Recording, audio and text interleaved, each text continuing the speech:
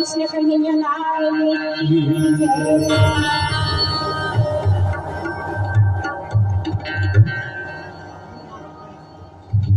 देवकी का सातवां पुत्र जैसे देवकी के गर्भ में आया, भगवान नारायण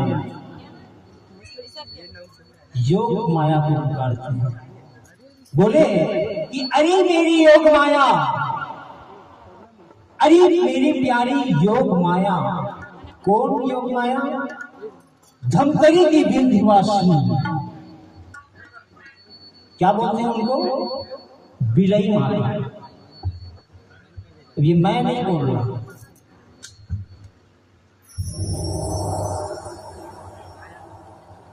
आप सब लोग अगर दुर्गा सप्तशती पढ़े होंगे तो खोल के देख लेना।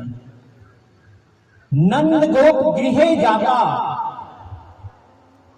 नंद गोप गृहे जाता,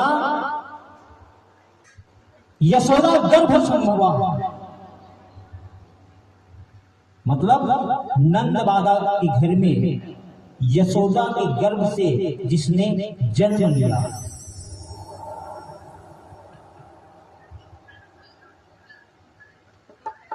वो हिमांचल वासिनी कहलाई। कहाँ वासी? हिमांचल। वही माँ योग माया है। तो उसको भगवान पुकारते हैं कि अरे मेरी प्यारी योग माया, धमतरी की विंध्यवासिनी, बिलई माता।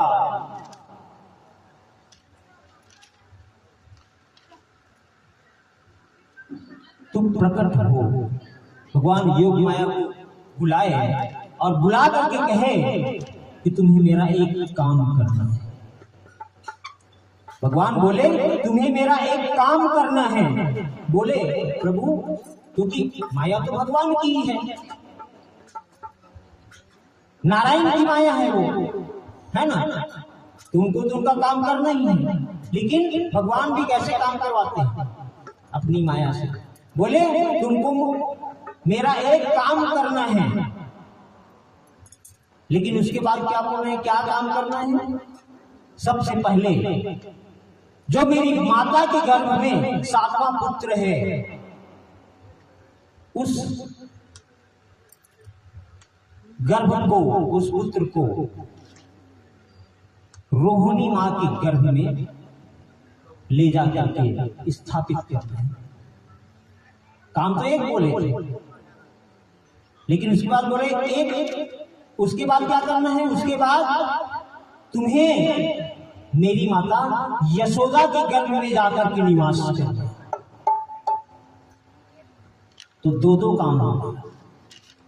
एक देवकी के गर्भ को संकर्षण करना और रोहिणी के गर्भ में स्थापित करना, माता रोहिणी के गर्भ में स्थापित करना। और दूसरा स्वयं ऐ योग माया, तुझे यशोदा के गर्भ में निवास करना है। क्योंकि देवकी के गर्भ में जो है वो सातवां संतान है। तो उसके बाद मैं स्वयं आठवां गर्भ के रूप में माता देवकी के गर्भ में आऊंगा। और जब मैं गोकुल जाऊंगा तो तुम गोकुल से मथुरा आओगे। मतलब हम दोनों का क्रॉसिंग होगा। तुम मथुरा में जन्म लोगी और गोकुल आओगी, और मैं गोकुल में जन्म लूंगा। मैं मथुरा में जन्म लूंगा और गोकुल जाऊंगा, तुम गोकुल में जन्म लेना और मथुरा। योग माया बोली प्रभु, काम तो बहुत है भाई, देवकी के गर्भ को ले जाकर के रोहिणी के गर्भ में डालना, स्थापित करना है। उसके बाद मुझे यशोदा के गर्भ से में भी जाना है, जन्म लेना है। काम बहुत है। तो बोले मैं ये काम आपकी करूंगी, नहीं करूंगी वाली बात नहीं, करूंगी, लेकिन इसका इनाम क्या मिलेगा? क्योंकि हम लोग भी कोई काम करते हैं तो उसका दाम मिलता है ना, तभी तो करते हैं, फोकट में थोड़े करेंगे, है ना। तो योग माया को भी उसका दाम मिलना चाहिए, दाम नहीं तो इनाम मिलना चाहिए। भगवान बोले योग माया मिलेगा इनाम तुझे। कौन सा इनाम मिलेगा? तू मेरा ये कार्य करेगी तो उसके बदले तुम विंध्यवासिनी कहलाएगी, विंध्याचल निवासिनी होगी, अंगारमती कहलाएगी, दंतेश्वरी कहलाएगी, महामाया कहलाएगी। और तो और गांव गांव में माता शीतला के नाम से जानी जाएगी। ये शीतला माता भी कोई दूसरा नहीं है, भगवान नारायण का ही माया, मां दुर्गा का ही एक रूप शीतला माता। तो तुम शीतला बन करके पूरे गांव गांव में पूजी जाओगे। और इस प्रकार से योजना बना और योजना के हिसाब से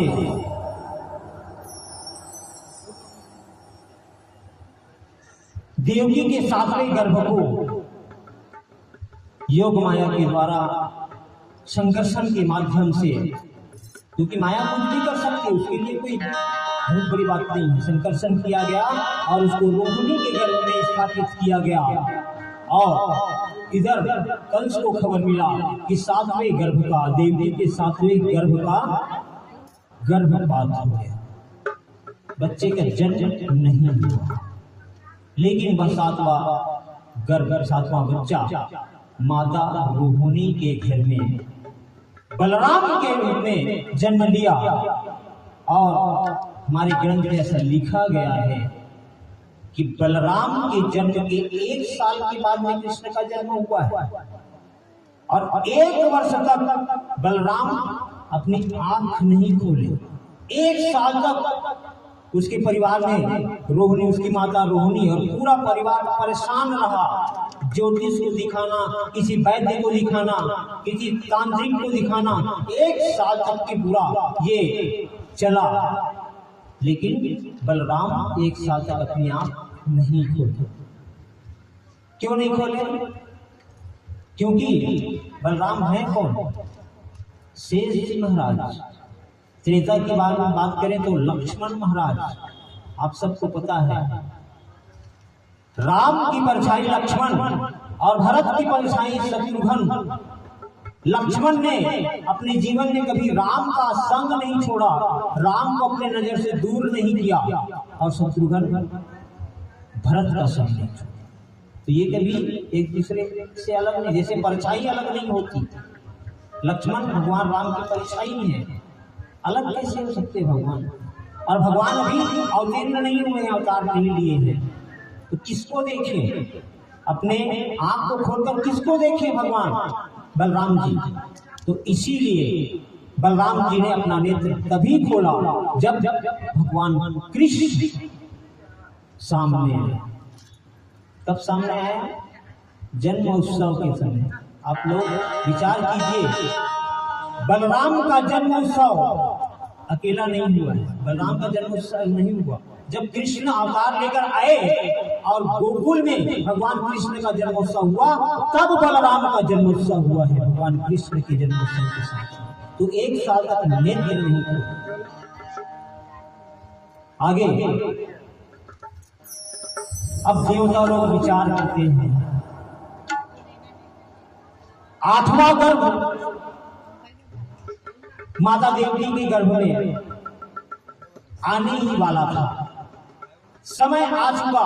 कौन सा समय? जोग लगन ग्रह पार थी, सकल भय अनुकूल। चर और अचर हर सयुक्त कृष्ण जन्म सुखमोल।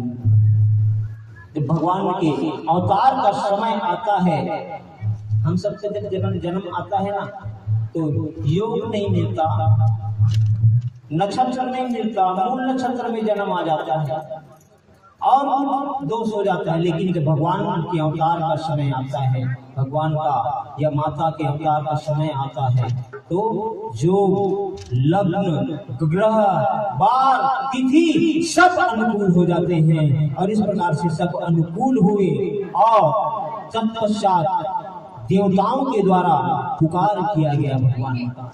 क्यों? क्योंकि भगवान भले बोल दिए मैं आऊंगा, मुझे अवतार लेना है, लेकिन बिना पुकार के भगवान नहीं। उनको हमें हृदय से श्रद्धा के साथ, भक्ति के साथ पुकारना पड़ता है, और जैसे हम पुकारते हैं भगवान वैसे ही आते हैं। अब याद करके देखिए, गज को ग्राह ने पकड़ा। जब गज मतलब हाथी, गजेंद्र जब सरोवर में घुसा अपने प्राण बचाने के लिए, जंगल में आग लगी हुई थी, अपना प्राण बचाने जब सरोवर में घुसा, एक ग्राह मतलब मगर, भयंकर मगर ने गज को पकड़ लिया, हाथी को पकड़ लिया। तो पहले कोशिश किया गजेंद्र अपने आप को बचाने की, लेकिन जब हार गया, उसकी क्षमता से बाहर हुआ, तो गज ने भगवान को, कौन से भगवान को पुकारेंगे? विचार करके देखिए, भगवान तो कई हैं, राम है, कृष्ण है, विष्णु है, किसको पुकारना चाहिए? गज को, गजेंद्र को किसको पुकारना चाहिए? क्योंकि वो सरोवर में है, जल में है, किस देवता को पुकारे? नारायण आओ शरण, अब तो जीवन हारे। हे नारायण, अब आ जाओ, मेरी रक्षा करो, अब मैं अपना जीवन हार चुका हूँ, आपके चरणों में सौंप चुका हूँ, आपकी शरणागत हूँ। और भगवान प्रणत काल रघुवंश मणि करुणा सिंधु खरारी, भगवान जो उसके शरण में जाता है उनकी रक्षा करता है। कौन से भगवान को पुकारे? नारायण। नार मतलब जल होता है, पानी होता है, नार मतलब जल, और अयन मतलब शयन, जो जल में शयन करते हैं। तो किसको पुकारा? जल में जो रहते हैं उस भगवान को। भाई हाथी कहाँ था? जल में था। तो किसी को, हम जैसे अपने गांव में हैं, अब कुछ आपकी विपत्ति आ गया, तो किसको पुकारेंगे? पड़ोसी को पुकारेंगे ना। अगर दूसरे गांव में है कोई परिवार, उसको पुकारेंगे तो उसको आने में समय लगेगा, लेकिन पड़ोसी को पुकारेंगे तो वो शीघ्र पहुंच जाएगा। तो हम जैसे पुकारते हैं भगवान वैसे आते हैं। गजेंद्र ने नारायण को पुकारा। नर, नार मतलब जल, और आयन मतलब शयन, जल में शयन करने वाले जल के देवता भगवान विष्णु। नाम अलग है नारायण। तो नारायण को पुकारे, शब्द का अंतर है। नारायण तुरंत प्रकट हुए और गजेंद्र का उस ग्राह से रक्षा किया, तुरंत रक्षा किया, विलंब नहीं लगा। लेकिन उसी जगह में आप द्रौपदी को विचार करके देखिए, द्रौपदी ने पुकारा भगवान को। पहले पांचों पांडवों की तरफ देखा कि ये लोग मेरी रक्षा करेंगे, क्योंकि पति है, पति का धर्म है पत्नी का रक्षा करना। लेकिन ये लोग तो जुए में हार चुके थे, लोग कुछ नहीं कर सके। और अंत में द्रौपदी भगवान को पुकारे, कृष्ण को पुकारे। दुख हरो द्वारिका नाथ शरण मैं तेरी।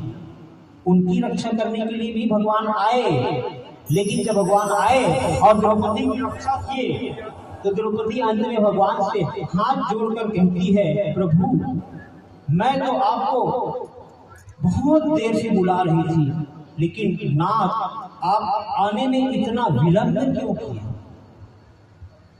भगवान द्रौपदी से कहते हैं, द्रौपदी मैंने कहाँ विलंब किया? तुमने पुकारा ही ऐसे था। कैसे पुकारा? भाई मैं तो यही था, मैं तो यही था, लेकिन तुमने क्या पुकारा? दुख हरो द्वारिकाधीश।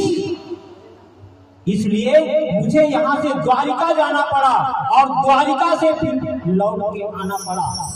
अब हस्तिनापुर से द्वारिका जाऊं और द्वारिका से पुनः वापस आऊं तो समय तो लगेगा ना, इसलिए समय। तो कहने का मतलब है कि हम भगवान को जैसे पुकारते हैं, जिस भाव से पुकारते हैं, भगवान हमें उसी भाव में मिलते हैं। भगवान कहते हैं भाव का भूखा हूं मैं, भाव का भूखा हूं मैं, और भाव ही एक सार है। भाव से मुझको भजो तो भाव से बेड़ा पार है, भाव से मुझको भजो तो भाव से। इस प्रकार से हम सबको भी अपने जीवन में अगर भगवान को पाना है तो भाव से पुकारना पड़ेगा, तभी भगवान हमें मिलेंगे। भगवान सब जगह है, लेकिन हमें पुकारना पड़ेगा। तो सभी देवता लोग एक साथ, ब्रह्मा विष्णु महेश और सकल देवता भगवान को पुकारते हैं। कैसे?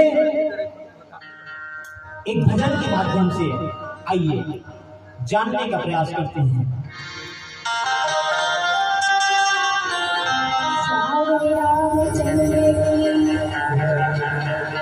सतदेव चले महादेव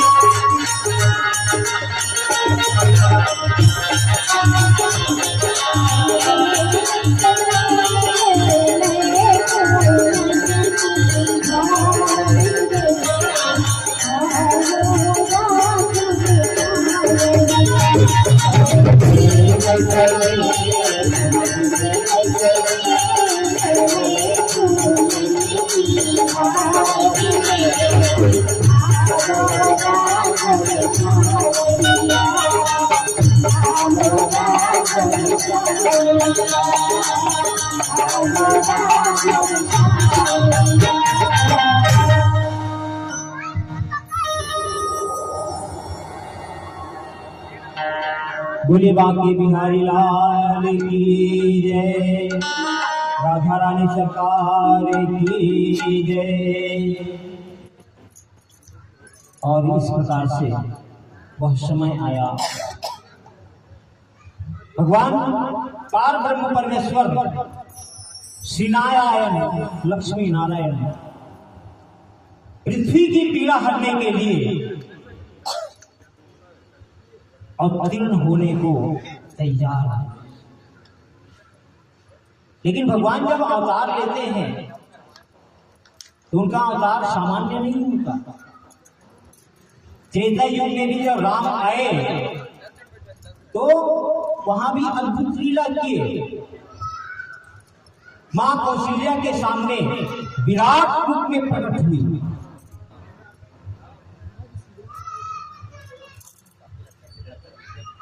और यहां भी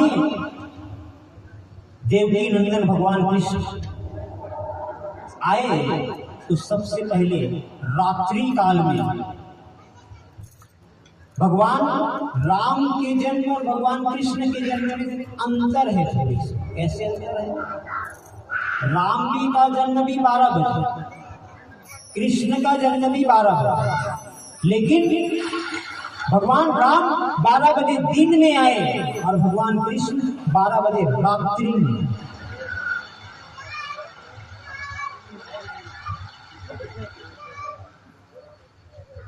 अब दोनों का जन्म, भगवान राम का जन्म 9वीं तिथि और भगवान कृष्ण का जन्म 8वीं तिथि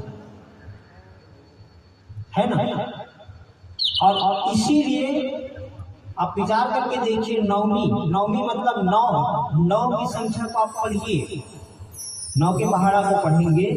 9 एकम 9, 9 में 18, 8 एक 9, 9 जी 27, 2 और 7 9, 9 चौक 36, 3 और 6 9। आप जितना पढ़ेंगे 9 से आगे नहीं बढ़ने वाला है, पूरा काम 9 ही रहेगा। लेकिन भगवान कृष्ण का जन्म 8वीं तिथि, 8 को पढ़िए आप।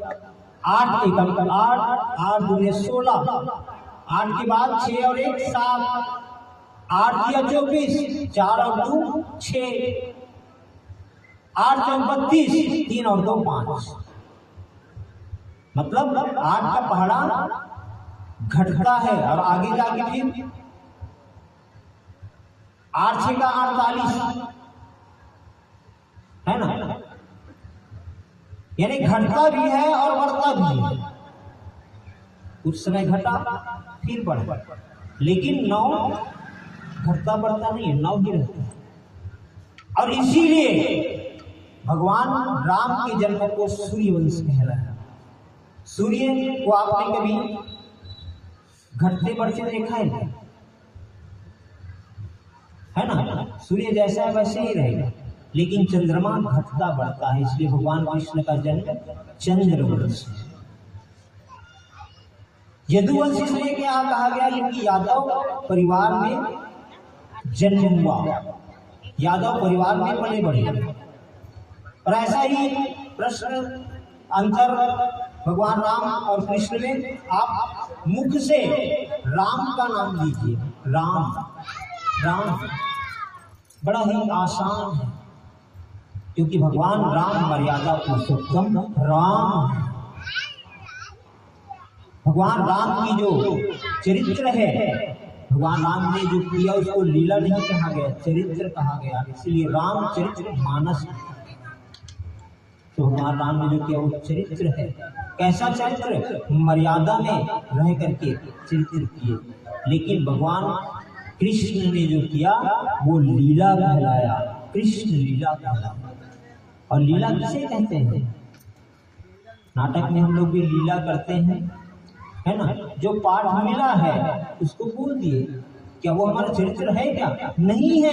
जो हमें मिला है, दिया गया है, उसको हम निभा रहे हैं। वो एक अभिनय है, नाटक है। लेकिन चरित्र हमारा वास्तविक रूप है, वास्तविक स्वभाव है, जो हम हैं वो। ये अंतर है राम और कृष्ण। जब भगवान के अवतीर्ण होने का समय आया, रात्रि काल था, वसुदेव और देवकी सोए हुए थे, सभी लोग सोए हुए थे।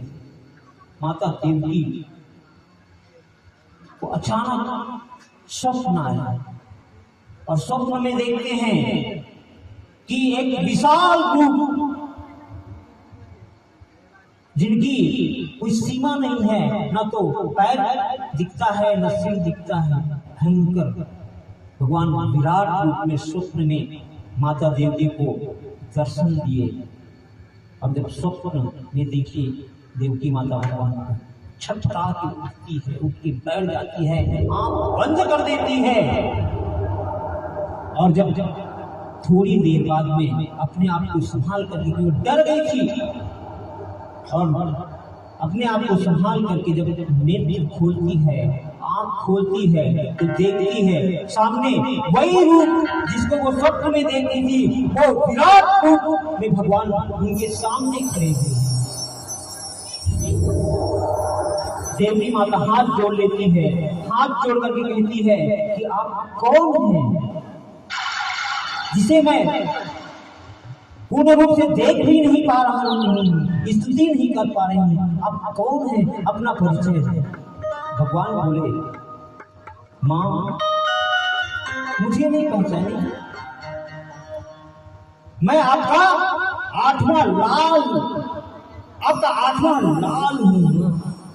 वही बात, वही वाणी जिसके लिए माँ देवकी तरस रही थी, अपने 6 पुत्रों को गंवा कर बैठी हुई थी, और 7वां पुत्र कहाँ है इसका भी उसे पता नहीं है। वो देवकी वास्तव में डूब गई और डूब करके पूछती, कौन हो आप? भगवान बोले, माँ मैं आपका 8वां लाल हूँ, मेरा ही तो इंतजार है ना आपको। माता देवकी बोली, मेरा 8वां लाल? आप मेरा लाल हो या मेरा बाप हो? आप लाल के समान तो नहीं लग रहे हैं, मेरे बाप जैसे खड़े हो आप, और लाल कह रहे हैं। माता बोली, भगवान बोले माँ देवकी से, तो माँ कैसे आऊं, मुझे तो आता नहीं है आना, कैसे आऊं? माँ बोली, माता पूरी बोली सोमती डोली, तजहु तात यह रूपा। पुत्र इस रूप का त्याग करो, और त्याग करके की जय शिशु लीला अति प्रिय शीला, यह सुख परम अनुपा। शिशु लीला करो, एक बच्चे के रूप में लीला करो, और यह बच्चे का जो रूप है यही सुख अनुपा, इसका सुख है जो अनुपम सुख है, यह सुख परम अनुपा। सुनी वचन सुजाना रोदन ठाना। भगवान देव माता देवकी के वचन को सुन करके तुरंत अपने उस विराट रूप से एक बच्चे के रूप में आ जाते हैं। माँ देवकी के गोद में लेट जाते हैं, और लेट करके सुनी वचन सुजाना रोदन ठाना, भगवान रोने लगे। वही बालक स्वरूपा, एक छोटा सा बालक बन गया, और यह चरित्र दिखावही हरिपद पावही तेन परहि भव रूपा।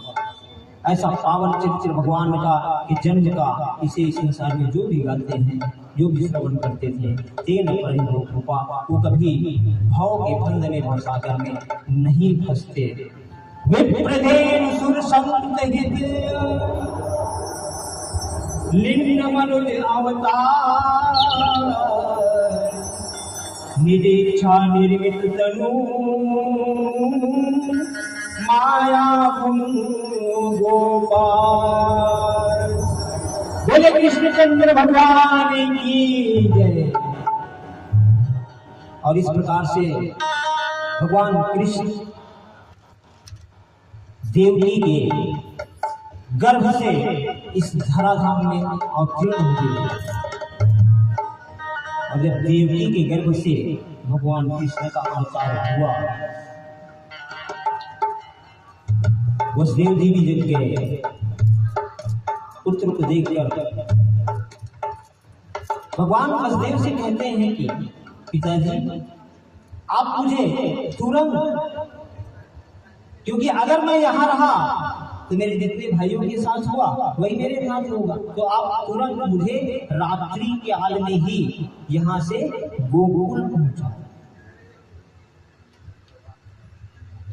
वसुदेव जी महाराज वहीं पड़ा हुआ एक सूपा लिया, सूपे में अपना गमछा बिछाया और उसमें भगवान को रख करके, सूपा में रख करके उसे अपने सिर में धारण किया। और जैसे सिर में धारण किया माताओं,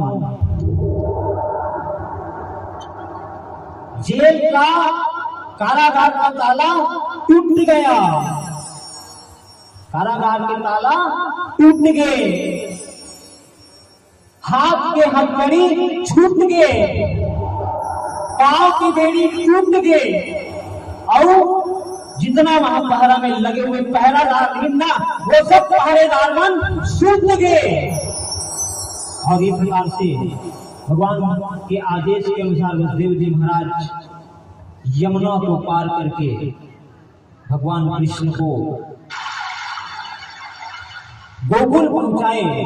और गोकुल से योग माया, जिसको भगवान ने यशोदा माता के गर्भ में स्थापित होने के लिए कहा था, माँ यशोदा माँ के गर्भ से जन्म ली योग माया, और योग माया को लेकर के वसुदेव जी महाराज मथुरा पहुंचे। दूसरे दिन कंस आया, वो कारागार में ही पहुंच गया। जैसे सुना कि आठवें पुत्र का जन्म हुआ है, देखिए पुत्री हाथ में, पुत्र हो या पुत्री हो, ये आठवां संतान है, मुझे इसको मारना है। कंस हाथ में पकड़ा योग माया को। योग माया, माया को कौन पकड़ सकता है, आप लोग बताइए।